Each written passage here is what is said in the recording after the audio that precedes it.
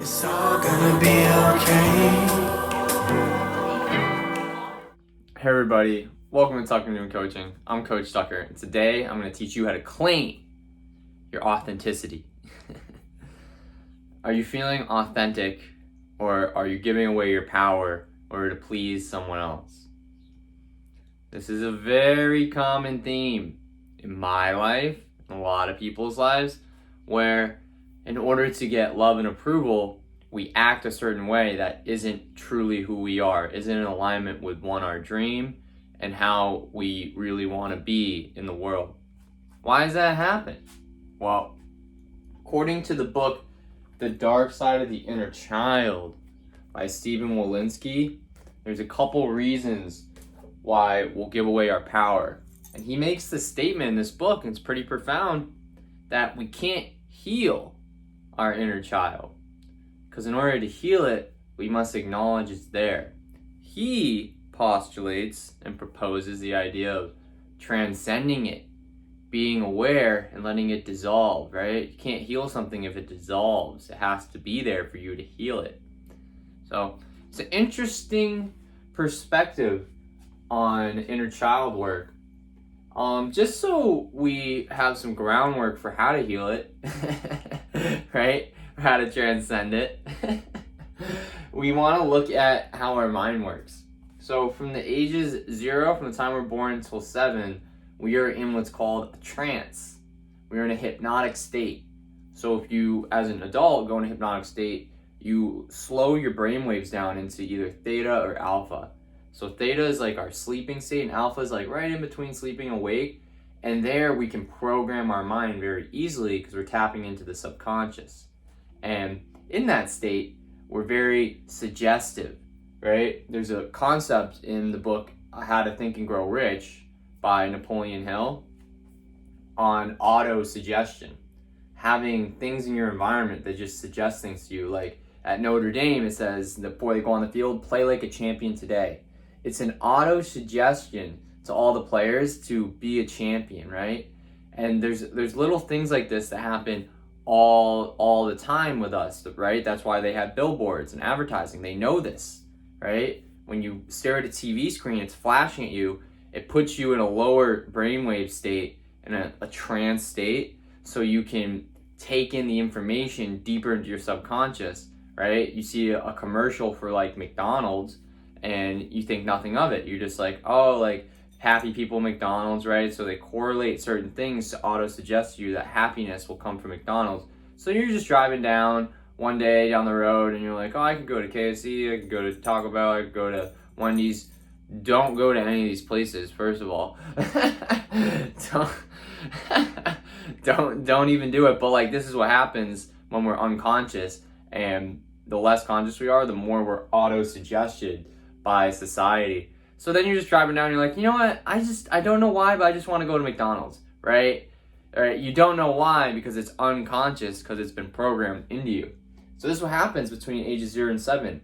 Primarily our parents program all of our thoughts and beliefs into us. And by this time, now we're just like going through life with these programs running on autopilot in the background. And what the Dark Side of the Inner Child book really does explain well is that we get put into a trance in childhood, right? Everyone's got some childhood trauma. No one had a perfect childhood.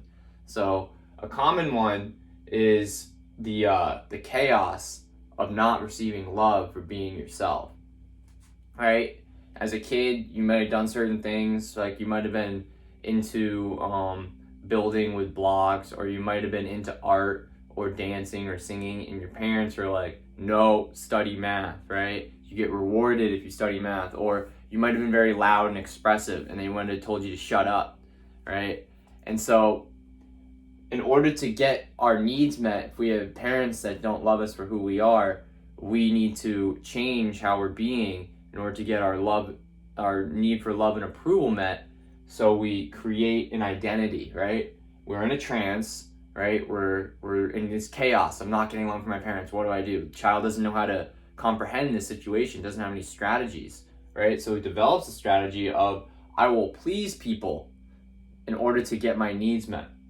So that strategy gets reinforced because you get positive results because you're pleasing people and they give you love and approval, but at the cost of inauthenticity. You're giving up your own needs and your own authenticity to meet this, to please your parents, and this creates an identity that carries well into adulthood and no longer serves you. Maybe at the time it was a good strategy as a kid, like, oh, I need to get the love, I need to get the love.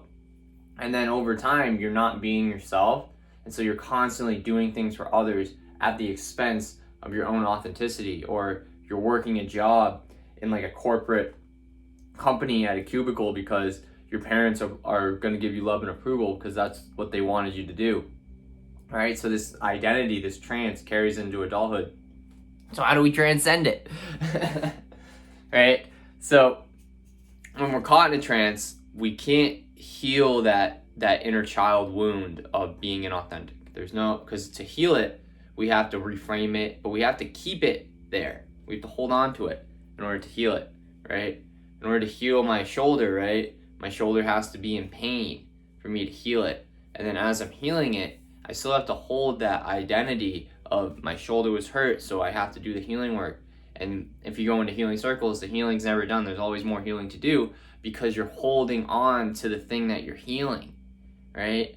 If you don't have any shoulder problem, there's nothing to heal, right? It's a concept that I'm playing with. There's no absolute truth except for the only truth, which is oneness. And in oneness, there's no polarities anyways to look at. So God creates the polarities, the yin and the yang, for us to interact with and learn from and grow. Just things to think about. So how do we transcend? Well, first we got to talk in quantum physics term. So the uncertainty principle created by a physicist called Heisenberg, created the Heisenberg bomb. I'm sure you're familiar with that. And he noticed in experiments, it's called the observer effect.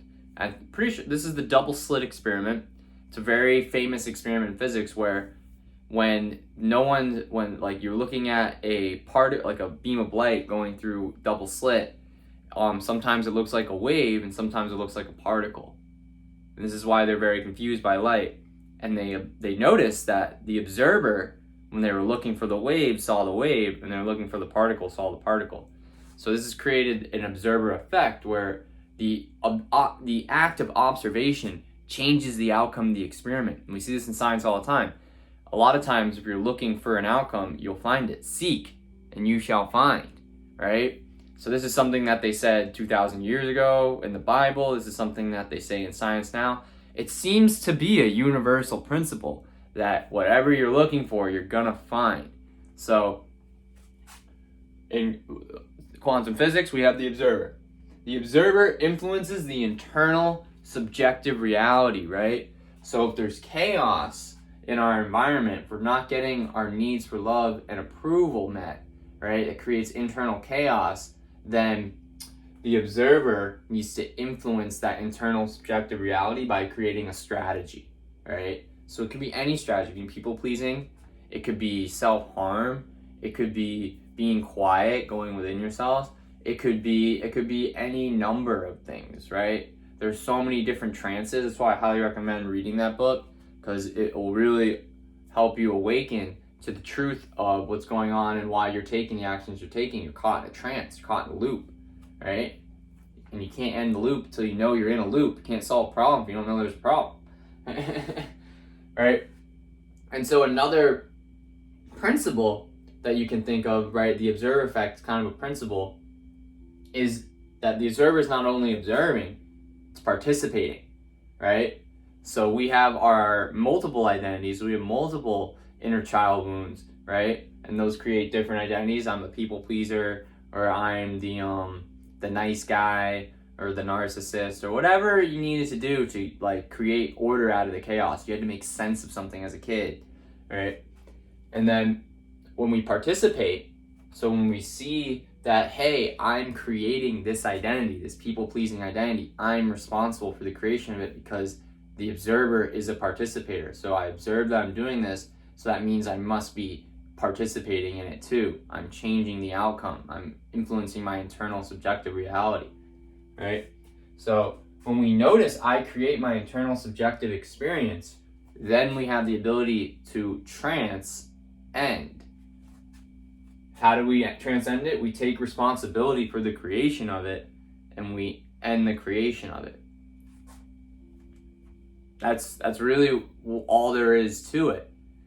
Yet it's the simple things that are the hard things, but they're simple, so it's kind of easy to conceptualize, But that's really how you claim your authenticity back, is to notice where you're being inauthentic, observe it, and through that act of observation, understand that you are creating that identity, you're creating that strategy, and then you can have the ability to say, all right, that's no longer serving me. It's time to transcend it. Time to create a new trance, right? We can hypnotize ourselves in the negative. Our parents were hypnotizing us, and then we can do it in the positive. This is why I recommend breath work, meditation, affirmations. These put you in states where you can auto-suggest yourself, and now we can start creating the personality and be the person we want to be. And a lot of times when we do breath work, we just come back to that state anyways. We come back to our inner authenticity. So that's how you claim it back, right? Hope that made sense to you. Really, if you didn't really get it the first time, watch it again. Let it marinate, right? It takes reps to improve upon something. We want to get better at something. We got to just keep working at it, keep observing it, look at different ways to get better. And highly recommend Dark Side of the Inner Child by Stephen Wolinski. He's got some great books. Very deep guy. And it's all about psychology. He's a psychologist by trade. So if you like this video, give it a like, comment, leave a comment. What is your inner child wound? And subscribe and share this with everyone. This is great stuff. More is coming out. This is my 31st video straight. We're doing them. We got a month down. We got 2 more to go. And we're not really going to stop after that, but it's just nice to have end goal to create the urgency. So use this information to make yourself better, right? A lot of times to heal and to grow, we got to go through that discomfort. In order to become a butterfly, you got to break out of the cocoon. You got to struggle a little bit, right? Because that strengthens you. So a lot of times we got to really do the work of noticing what are our childhood traumas. What were the instances that put us in the trance? What was the instance that when you were told to shut up, or that you're ugly, or that this or that, right? When you were told that, and it created this loop that you play on now, like, how can we overcome that? Well, we notice our participation in it. Life doesn't happen to us. It happens for us in order to grow us. And that's how we create a better me, to create a better world. Thank you. You will find the light, you will find the light, you will